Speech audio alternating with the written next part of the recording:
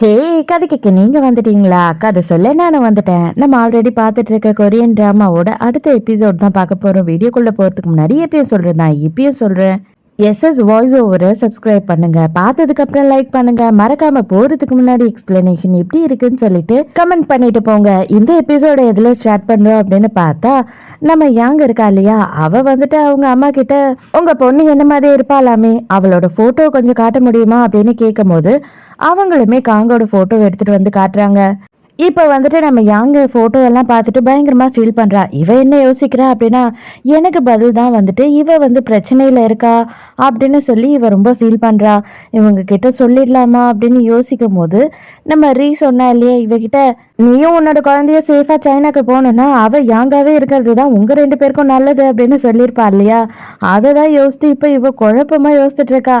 என்னடா பண்ணுறது, இப்போ நான் என் குழந்தைய காப்பாற்றுவேனா இல்லை இவங்க பொண்ணை காப்பாற்றுவேனா அப்படின்னு சொல்லி ரொம்ப ஃபீல் பண்றா. ஹீரோயின் எல்லா பசங்க கூடயும் ஒன்னா படுத்து தூங்கிட்டு இருந்தா இல்லையா, அந்த டைமுக்கு முன்ன எழுந்து வந்து நைட்டு பாக்குறான். பார்த்தா ஹீரோயினை மட்டும் காணோம்.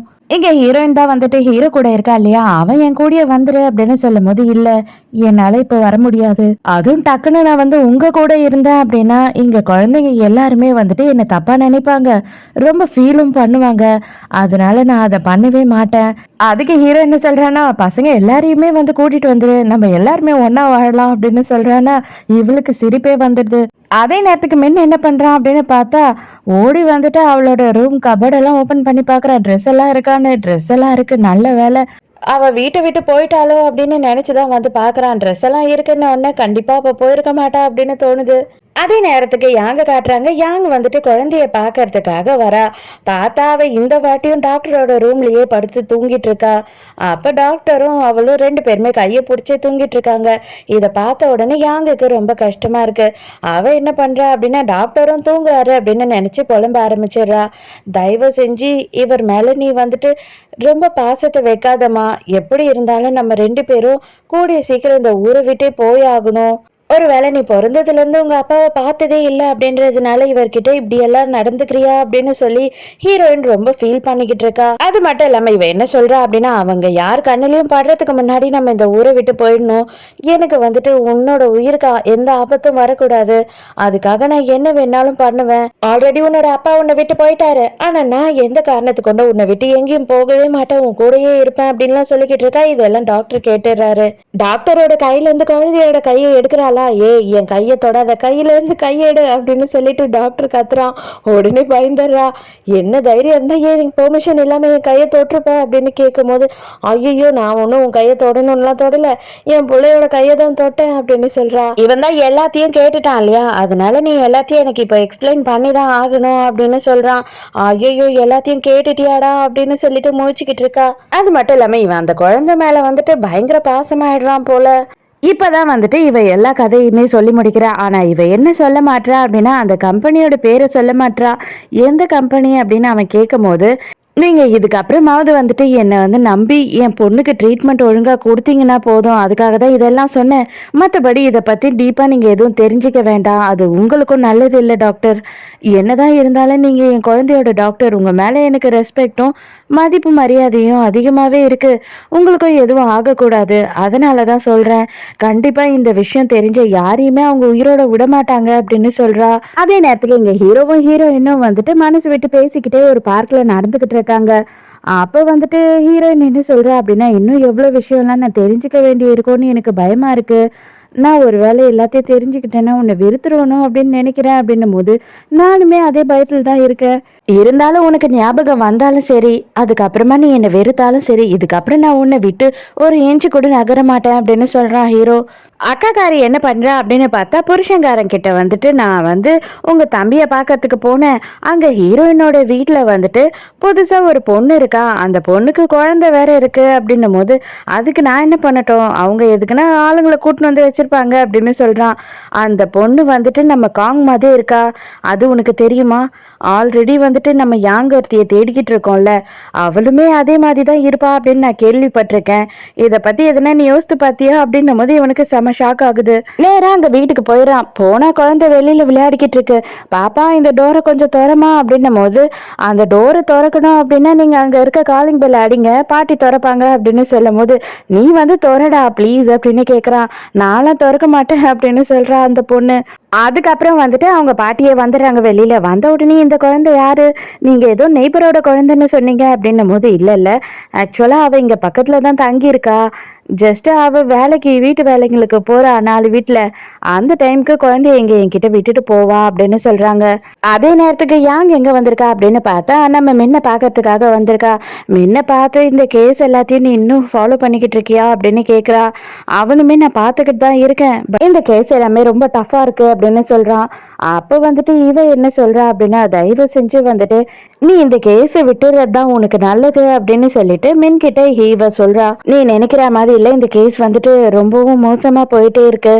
ஏன் அப்படின்னா நீனு நினைச்சு அவங்க ஒரு வாட்டி அவளை ஆக்சிடென்ட் பண்ணி கொல்ல பார்த்தாங்க, அதுல இருந்து பொழைச்சா. அதுக்கப்புறம் மறுபடியும் கத்தியால அவளை குத்திட்டாங்க, அதுல இருந்தும் அவ பொழைச்சு வந்திருக்கா அப்படின்னு சொல்லும் போது நம்ம யாங்குக்கு வந்து ரொம்ப கஷ்டமா இருக்கு. அதனால நீ என்கிட்ட எந்த உண்மையும் மறைக்காம சொல்றது மட்டும்தான் இந்த கேஸுக்கும் நல்லது, நம்ம எல்லாருக்குமே நல்லது அப்படின்னு சொல்லும் போது அப்பதான் வந்துட்டு இவ உண்மையை சொல்றா. என்ன சொல்றா அப்படின்னு பார்த்தா, ஒரு ட்ரக்கு கண்டுபிடிக்கிறாங்க அப்படின்னா, அதாவது மெடிசனை சொல்கிறேன், மெடிசனை கண்டுபிடிக்கிறாங்க அப்படின்னா அதை வந்துட்டு ரிசர்ச்சுக்கு கொடுப்பாங்க. அதில் எந்த அளவுக்கு வந்து நல்லது இருக்குது கெட்டது இருக்குது அப்படின்னு சொல்லி பார்ப்பாங்க இல்லையா, சைடு எஃபெக்ட்ஸ் எதுனா வருமா என்ன ஏதுன்னு சொல்லிட்டு ட்ரையலுக்கு அனுப்புவாங்க. அந்த ட்ரையலை வந்துட்டு இவங்க ஃபேக்காக ரெடி பண்ணியிருக்காங்க. அவங்க அந்த ட்ரையலை ஒழுங்காக பண்ணவே இல்லை. அது வந்து நம்ம யாங்கோட புருஷனுக்கு தெரிஞ்சிட்ருக்கு. அதனால அவன் வந்து அதை போய் டைரெக்டாகவே கேட்டிருக்கான், எதனால இந்த மாதிரி பண்ணுறீங்க அப்படின்னு சொல்லி. இவன் மேல எல்லா பழியையும் போட்டுட்டு இவன் வந்துட்டு லஞ்சம் வாங்கிட்டான், அது மட்டும் இல்லாம போலியா வந்து ட்ரக்கை ரெடி பண்றான் அப்படி இப்படின்னு இவன் மேல பழிய போட்டு இவனை வந்து தற்கொலைக்கு தூண்டி தற்கொலை பண்ணிக்க வச்சுட்டாங்க. அதனால இந்த சாட்சியெல்லாம் நம்ம யாங் வந்து ரெடி பண்ணியிருக்கா அவங்களுக்கு எதிராக வந்து கேஸ் ஃபைல் பண்றதுக்கு. அதுக்கப்புறம் தான் வந்து இவளுக்கு நடந்த எல்லாமே நமக்கு தெரியும் இல்லையா. அந்த எவிடன்ஸ் எல்லாம் நீ வச்சிருக்கியா அப்படின்னு சொல்லி கேட்குறான். வச்சிருக்கேன், ஏன்னா அந்த எவிடன்ஸ் எல்லாம் மட்டும்தான் என்னோட பிள்ளைய என்னைக்கா இருந்தாலும் காப்பாத்தோன்னு எனக்கு தெரியும் அப்படின்னு சொல்றா. எங்க ஹீரோவோட அம்மாக்கு வந்துட்டு ரொம்ப மோசமாயிட்டே போகுது. ஒரு ஒரு நாளும் இங்க ரீ உட்காந்துக்கிட்டு இருக்கா, அவளை காங்குன்னு நினைச்சு செம்ம திட்டிக்கிட்டு இருக்காங்க. அது மட்டும் இல்லாம இவ மேல இருக்கிற கடுப்புல கையில வச்சிருக்க டீயை வேற அவ மூஞ்சில ஊத்திடுறாங்க. இது எல்லாத்தையும் வந்து ஹீரோவோட அப்பா நின்று பாத்துக்கிட்டு இருக்காரு. ஆனாலும் இந்த ரீ என்ன பண்றா அப்படின்னா இவங்க கிட்ட ரொம்பவே பொறுமையாதான் பேசிக்கிட்டு இருக்கா. இந்த இடத்துல பெத்த பிள்ளைங்களா இருந்திருந்தா கூட இந்த அளவு இவகிட்ட பொறுமையா நடந்திருக்க மாட்டாங்கம்மா. உண்மையாவே வந்து எனக்கு உன்னை பார்த்தா பெருமையா இருக்கு அப்படின்னு சொல்லிட்டு ரிய சொல்லிக்கிட்டு இருக்காரு. அது மட்டும் இல்லாம அவ என்ன சொல்றா அப்படின்னா, இந்த 4 வருஷமும் வந்து நான் கஷ்டப்பட்டுக்கிட்டு இருந்தேன், இந்த 4 வருஷத்துல எனக்காக இவ்வளோ ஹெல்ப் பண்ணியிருக்காங்க. அவங்க என்னை வெளிநாட்டுக்கு போய் படிக்க வச்சதுல இருந்து எனக்கு துணிமணி வாங்கி கொடுத்ததுல இருந்து எல்லாமே இவங்க தான் பண்ணாங்க. ஸோ இவங்களுக்கு என்னனாலும் சரி அவங்க பக்கத்துலயே தான் நான் இருப்பேன் அப்படின்னு சொல்றா. ஹீரோவும் ஹீரோயினும் வந்து இப்போ கொஞ்சமா அப்படி இப்படின்னு மெசேஜ் எல்லாம் பண்ணிக்க ஆரம்பிக்கிறாங்களா. ஹீரோ மூஞ்செல்லாம் சிரிப்பா இருக்கு. டே 17-18 வயசு பசங்க பண்ண வேண்டியதெல்லாம் நீ 40 வயசுல பண்ணிக்கிட்டு இருக்க, கொஞ்சம் கூட கூச்சமே இல்லை அப்படின்னு கலாச்சிக்கிட்டு இருக்கான். யாங் போனதுக்கு அப்புறம் தான் வந்துட்டு நம்ம ஹீரோயின் அங்க வரா. அவ வந்துட்டு எக்கச்சக்கமான பேப்பர்ஸ் எடுத்துட்டு வரா. என்ன இதெல்லாம் அப்படின்னு மென் கேட்கும் போது, இவ்வளோ கேஸுமே வந்துட்டு 4 வருஷத்துக்கு முன்னாடி நான் டீல் பண்ணியிருக்கேன். இதுல உனக்கு தெரியுமா 100% வந்து எல்லா கேஸையும் நான் வின் பண்ணியிருக்கேன் அப்படின்னு சொல்றா. இதெல்லாம் அவன் ஆல்ரெடி செக் பண்ணிட்டான். செக் பண்ணிட்டு தான் வந்து ரொம்ப ஃபீல் பண்ணிக்கிட்டு இருக்கான், இவளை வந்துட்டு இந்த மாதிரி நம்ம ஆக்கிட்டோமே அப்படின்னு சொல்லிட்டு. அதனால இவ என்ன சொல்றா அப்படின்னா, அப்பனா வந்து அந்த கம்பெனிக்கு எதிராக இந்த கேஸை எடுத்தாலுமே வந்து நான் வின் பண்ற அளவு எனக்கு டேலண்ட் இருக்கும் அப்படின்னு நான் நம்புறேன். அதனால அந்த கேஸை நீ எடு அப்படின்னு சொல்லிட்டு மின் கிட்ட சொல்றா. நம்ம யாங்கோட பழைய மேனேஜர் இருக்கான் இல்லையா, அவனை வந்து அக்கா புருஷன் கூப்பிடுறான். கூப்பிட்டுட்டு சில டாக்குமெண்ட்ஸ் எல்லாம் கொடுத்துட்டு அது மட்டும் இல்லாம ஒரு பக்கு கொடுத்து நம்ம ஹீரோவோட ஆபீஸ் ரூம்ல வைக்க சொல்றான். அவன் பேசுற எல்லாத்தையுமே வந்து கேட்டு தெரிஞ்சுக்கிறதுக்காக. இவன் கொஞ்சம் பயப்படுறான், இருந்தாலும் நீ பண்ணிதான் ஆகணும் அப்படின்னு கம்பல் பண்ணும்போது அவனுமே சரின்னு ஒத்துக்கிறான். அக்கா புருஷன் கொடுத்து அமிச்சான் இல்லையா, அந்த ஃபைல்ல என்ன இருக்கு அப்படின்னு பார்த்தா யாங்கோட ஹஸ்பண்ட் இருக்காரு இல்லையா, அவர் வந்துட்டு ஒரு ரிசர்ச் பண்றவர். அவருக்கு எல்லா உண்மையும் தெரிஞ்சதுக்கு அப்புறமா அவர் வந்து இவங்க கம்பெனில பிரச்சனை பண்ணியிருக்காரு. அந்த டைமுக்கு நம்ம ஹீரோயின் இருக்கா இல்லையா, அதாவது காங்கு, அவ தான் வந்து இந்த ஆளோட வாயை மூட வைக்கிறதுக்கு என்னென்னலாம் பண்ண முடியுமோ அதெல்லாம் பண்ணணும் அப்படின்னு சொல்லிட்டு இவங்க கூட சேர்ந்து பிளான் பண்ணியிருக்கா. அவ தான் வந்து அந்த கேஸையும் வின் பண்ணியிருக்கா. அந்த ஆள் தான் தப்பு பண்ணியிருக்கான் அப்படின்னு சொல்லிட்டு யாங் நேரா வந்துட்டு ஹீரோயினோட அம்மா வீட்டுக்கு வரா. அதாவது இவளுக்கும் அம்மா தான். அவங்க அம்மா வீட்டுக்கு வரும்போது எப்படியாவது காங் உயிரோட தான் இருக்கா அப்படின்றத இவங்க கிட்ட சொல்லிடணும். இவங்க பாவம் ரொம்ப ஃபீல் பண்ணிக்கிட்டு இருக்காங்க அப்படின்னு நினைச்சு வீட்டுக்குள்ள வந்து பார்த்தா யாருமே இல்லை. ஆனா இந்த அக்கா புருஷன் இருக்கான் இல்லையா, அவன் மட்டும் என்ன பண்றான் அப்படின்னு பார்த்தா ஹீரோயினோட அம்மா ரூம்குள்ள போயிட்டு திருட்டுத்தனமா எல்லாத்தையும் எடுத்து பார்த்துக்கிட்டு இருக்கான். அதுல பார்க்கும் போது அவங்க 2 குழந்தைய வச்சுக்கிட்டு இருக்க போட்டோவை பார்த்துடுறான். அப்பனா வந்துட்டு இவளுமே இவங்களோட பொண்ணு தானா, எதுக்காக இவங்க இதை எல்லார்கிட்டயும் மறைச்சிக்கிட்டு இருக்காங்க, என்னவா இருக்கும் அப்படின்னு சொல்லி குழப்பமாயிடுறான். யாங்க அம்மா இருக்காங்களா அப்படின்னு சொல்லிட்டு ரூம்க்கு வந்து பார்க்கும்போது இவனை பார்த்த உடனே அவ்வளவுதான், அவ பயந்து போய் அலறி அடிச்சுக்கிட்டு அங்க இருந்து ஓடுறா. வெளியில போய் விளையாடிக்கிட்டு இருந்த குழந்தையையும் தூக்கிக்கிட்டு அவ பாட்டு ஓட ஆரம்பிச்சிடுறாளா. அவன் பின்னாடியே ஒரு நிமிஷம் நில்லு, நான் உன்கிட்ட பேசணும் அப்படின்னு சொல்லி ஓடி வரான். அந்த டைமுக்கு தம்பிக்காரன் பின்னாடி வந்துடுறான். ஆனா எதுக்காக நீ அவளை துரத்திக்கிட்டு இருக்க, உன்னை பார்த்து எதுக்கு அவ அப்படி ஓடுறா அப்படின்னு சொல்லி கேட்கும் போது இவன் ஐயோ என்னடா சொல்றதுன்னு முழிக்கிறான். அது ஒண்ணும் இல்லப்பா, அவ வந்துட்டு என்னோட கம்பெனில தான் வேலை செஞ்சிருந்தா, பழைய ஸ்டாஃப். 4 வருஷமா அவளை ஆளையே காணோம், என்ன ஆச்சு ஏதாச்சு அப்படின்னு கேட்கலான்னு தான் பார்த்தேன். அது பார்த்தா அவ என்னன்னு தெரியல, என்ன பார்த்துட்டு இப்படி அலறி அடிச்சுக்கிட்டு ஓடுறா அப்படின்னும் போது என்னது அவ உன் கம்பெனில வேலை செஞ்சாளா அப்படின்னு சொல்லிட்டு இவன் ஷாக் ஆகுறான். இங்க வந்து ஹீரோவோட வீட்டுல ரீயும் அக்காக்காரியும் காட்டுறாங்க. அக்காக்காரி வந்துட்டு காங்க உயிரோட தான் இருக்கா, உனக்கு தெரியும் போல இருக்கே, நான் இதை சொல்லும் போது உன்னோட ஃபேஸ்ல எந்த ஒரு ரியாக்ஷனுமே இல்லையே அப்படின்னும் போது இவ சைலண்டாவே இருக்கா. உனக்கு கொஞ்சம் கூட இப்ப பயமே இல்லையா, அவ பின்னாடியே சுத்திக்கிட்டு இருக்கான், இப்ப அவ உயிரோட இருக்கா அப்படின்றது கன்ஃபார்ம் ஆயிடுச்சு அப்படின்னா அவன் கன்ஃபார்மா உன்னை திரும்பியே பார்க்க மாட்டானே, நீ என்ன பண்ண போற அப்படின்னு அக்காக்காரி கேக்குறா. சரி கவலைப்படாத, எனக்கும் வந்து காங் திரும்பவும் இந்த இடத்துக்கு வர்றதுல கொஞ்சம் கூட இன்ட்ரெஸ்டே கிடையாது. உனக்கு அதுல என்ன ஹெல்ப் வேணுமோ நான் பண்றேன், உனக்கு நிறைய ஐடியா நான் கொடுக்குறேன், நீ அதை செஞ்ச அப்படின்னா கண்டிப்பா அதுக்கப்புறம் திரும்பி அவ இங்க வரவே மாட்டா அப்படின்னு சொல்றா. ஹீரோக்கு கால் வருது. ஹீரோயின் வந்துட்டு நான் கீழே தான் நிக்கிறேன், நீ உடனே வந்த அப்படின்னா நான் உன்னை பார்த்துட்டு போவேன், இல்ல அப்படின்னா நான் கிளம்புறேன் அப்படின்னு சொல்றா. இல்ல நான் உடனே வரேன் அப்படின்னு சொல்றான். அவன் வேகமா வந்துகிட்டு இருக்கான். அந்த டைமுக்கு என்ன ஆகுது அப்படின்னு பார்த்தா ரீ என்ன பண்றானா, இதெல்லாம் அனுப்புனேன்னா இதெல்லாம் பார்த்தாவது உனக்கு பழைய ஞாபகம்லாம் வரும், உனக்கு ஹெல்ப் பண்ணணுமேன்றதுக்காக தான் இதெல்லாம் அனுப்புறேன் அப்படின்னு சொல்லிட்டு ரீயும் நம்ம ஹீரோயினோட புருஷங்காரனும் வந்து ஒன்னா இருக்க போட்டோஸ் எல்லாத்தையும் ஹீரோயினுக்கு அனுப்புறா. அதை பார்த்த உடனே ஹீரோயினுக்கு வந்து கொஞ்சம் கொஞ்சமா பழசெல்லாம் ஞாபகம் வர மாதிரி இருக்கா. அதனால அவ ஓன் அழுதுகிட்டு இருக்கா. இவன் வந்து நின்னுட்டு என்ன ஆச்சு, எதுக்காக இப்ப அழுதுகிட்டு இருக்க அப்படின்னும் போது அவ எந்த வார்த்தையும் பேச மாட்றா. ஒருவேளை உனக்கு பழசெல்லாம் ஞாபகம் வந்துருச்சா அப்படின்னு சொல்லி கேக்குறான். அவ அப்படியே பின்னாடி போறா. அவனுக்கு நல்லாவே புரிஞ்சிடுச்சு. ஹீரோயினுக்கு அந்த போட்டோ எல்லாம் பார்த்ததும் பயங்கர கோவம் வந்துடுதா. போட்டு இவனை அடின்னு அடிக்கிறா. ஒன்னு மழை வேற பெய்ய ஆரம்பிச்சிடுது. இவ அழைக்கு ஏத்த மாதிரி இத பார், உனக்கு எந்த விஷயம் ஞாபகம் வந்தது அப்படின்னு சொல்லிட்டு எனக்கு தெரியல, ஆனா எந்த விஷயம் உனக்கு ஞாபகம் வந்திருந்தாலும் அதை பார்த்து நான் ஓடி ஒளியவோ இல்லைன்னு மறுக்கவோ போறது கிடையாது. நம்ம லைஃப்ல அதெல்லாம் தான் நடந்திருக்கு. ஆனா ஒண்ணு, இதுக்கப்புறம் வந்து நான் உன்னை விட்டு எந்த ஒரு நிமிஷமும் போக மாட்டேன். இதுக்கப்புறம் நம்ம புதுசா ஒரு நாளையும் ஸ்டார்ட் பண்ணி வாழ்வோம் அப்படின்னு சொல்லி கேக்குறான். இவ சைலண்டாவே இருக்கா. அப்ப எனக்கு இன்னும் ஞாபகம் வரதுக்கு இதை விடவும் மோசமான விஷயம் எல்லாம் என் வாழ்க்கையில நடந்திருக்கா அப்படின்னு சொல்லி கேக்குறா. ஹீரோ சைலண்டா இருக்கான். ஹீரோ என்ன பண்றான்னா இவளை ஆஃபீஸ் ரூம்ல கொண்டு வந்து உட்கார வச்சுட்டு இவளுக்காக ட்ரெஸ் எல்லாம் வாங்கிட்டு வரான். நீ இப்பதான் வந்துட்டு சர்ஜரி முடிச்சுட்டு வந்திருக்க, இந்த அளவு நினைஞ்ச அப்படின்னா கண்டிப்பா உனக்கு எதுனா வந்துடும் உடம்புக்கு, எதுக்காக தான் நீ இப்படி எல்லாம் பண்றேன்னு எனக்கு புரியல அப்படின்னு சொல்லிட்டு இவளுக்கு ட்ரெஸ் எல்லாம் எடுத்து வச்சுட்டு இருக்கான். அவ என்ன சொல்றான்னா நான் எல்லாத்தையும் மாத்திக்கிறேன், ஃபர்ஸ்ட் நீ வெளியில போ அப்படின்னு சொல்றா. நான் வந்துட்டு உனக்கு புருஷனா இருந்திருக்கமா, நீ என்னென்ன இப்படி எல்லாம் பண்ணிக்கிட்டு இருக்க, நம்ம 2 பேரும் வந்து ஆல்ரெடி குழந்தெல்லாம் பெத்துட்டோம் அப்படின்னு சொல்றான். நம்ம 2 பேரும் இப்ப கப்பல் இல்ல அப்படின்னு சொல்லி சரி கழுத்துவ நல்லா இழுத்து தாப்பா போட்டுக்கோ, அப்பதான் நான் வரவே முடியாது உள்ள அப்படின்னு சொல்லிட்டு அவன் அங்கிருந்து எழுந்து போறான். இங்க யாங்க பார்த்து பேசணும் அப்படின்றதுக்காக டாக்டர் வெயிட் பண்ணிக்கிட்டு இருக்காரு. அதே நேரத்துக்கு ஹீரோயினையும் மறுபடியும் காட்டுறாங்க. இவங்க 2 பேருமே வந்து சாப்பிட்டுட்டு இருக்காங்க. உனக்கு எப்படி இந்த ஃபுட்டெல்லாம் தெரியுது, நீ ஃபர்ஸ்ட் இதெல்லாம் சாப்பிடவே மாட்டியா அப்படி இப்படின்னு கேட்கும் போது இதெல்லாம் வந்து எனக்கு மின்தா சொல்லி கொடுத்தான் அப்படின்னு சொல்றா ஹீரோயின். அதனாலதான் இதெல்லாம் நல்லாவே இல்லை போல, கன்றாவியா இருக்கு, தயவு செஞ்சு வந்து அவன் கிட்ட இருந்து இந்த விஷயத்தெல்லாம் கத்துக்காத, நீ என்ன நேரமும் அவன் கிட்டயே இருக்க, அவன் பத்தியே பேசிக்கிட்டு இருக்க, எனக்கு ரொம்ப பொசசிவா இருக்கு அப்படின்னு சொல்றான். அப்ப ஹீரோயின் என்ன பண்றா அப்படின்னு பார்த்தா அவளே எழுந்து வந்து ஹீரோவை கிஸ் பண்றா. அதுக்கப்புறம் ஹீரோ சும்மா இருப்பானா, ஹீரோவுமே ஹீரோயினை கிஸ் பண்றான். ஆக்சுவலி இது வரைக்கும் எல்லாம் நல்லா தான் போயிட்டு இருக்கு. ஹீரோயினுக்கு முழுசா எல்லாம் ஞாபகம் வந்ததுக்கு அப்புறம் தான் ஹீரோக்கு இருக்கு.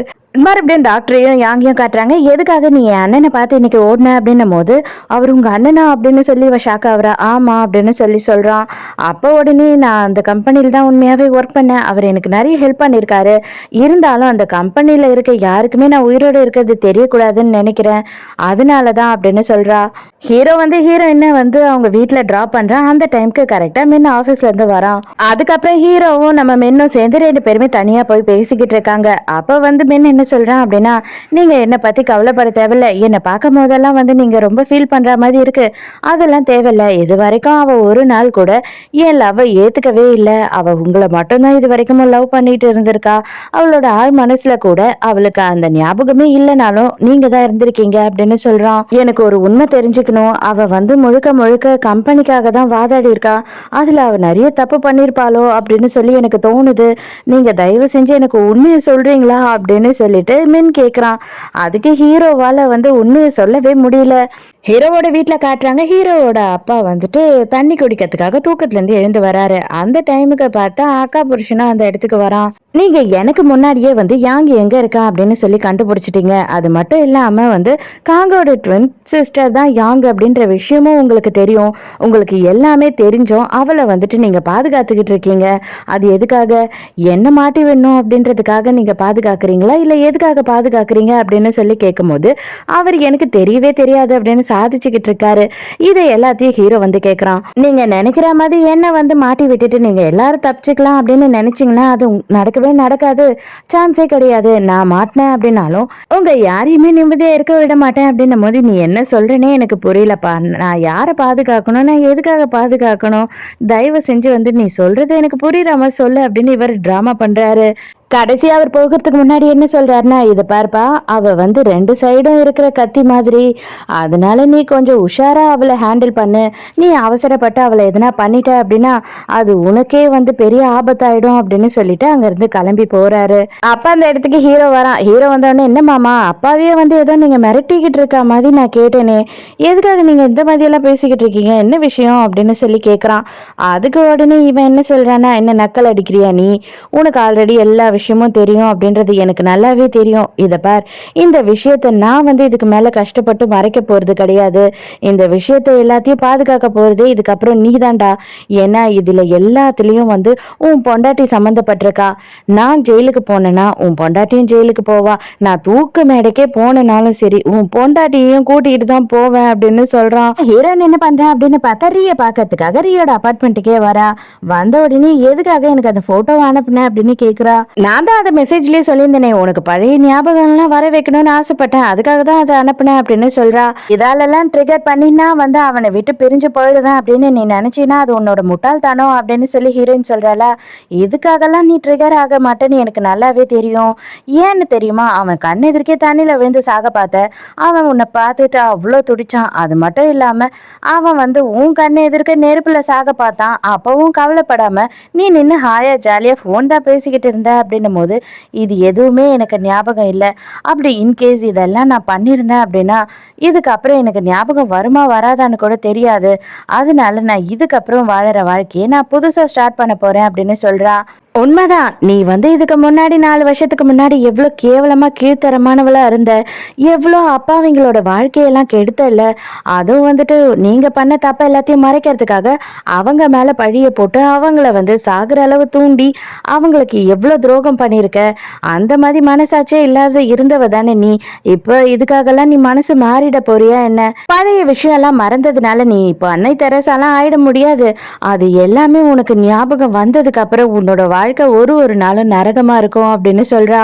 இங்க அதே நேரத்துக்கு ஹீரோ ஃப்ரெண்டு கிட்ட என்ன சொல்லிக்கிட்டு இருக்கான்னா, இந்த கேஸை பத்தி நம்ம விட்டுடுவோம் அப்படின்னு சொல்றான். ஃப்ரெண்டு கொதிச்சு போயிடும், அட பாவி, இந்த அளவு ஃப்ராடு பண்ணியிருக்காங்க, நீ தானேடா கண்டுபிடிக்கணும்னு சொன்ன, இப்ப எல்லாத்தையும் மூடி மறைக்கணும்னு நீயே சொல்ற அப்படின்னு சொல்லி ரொம்ப திட்டுறான்.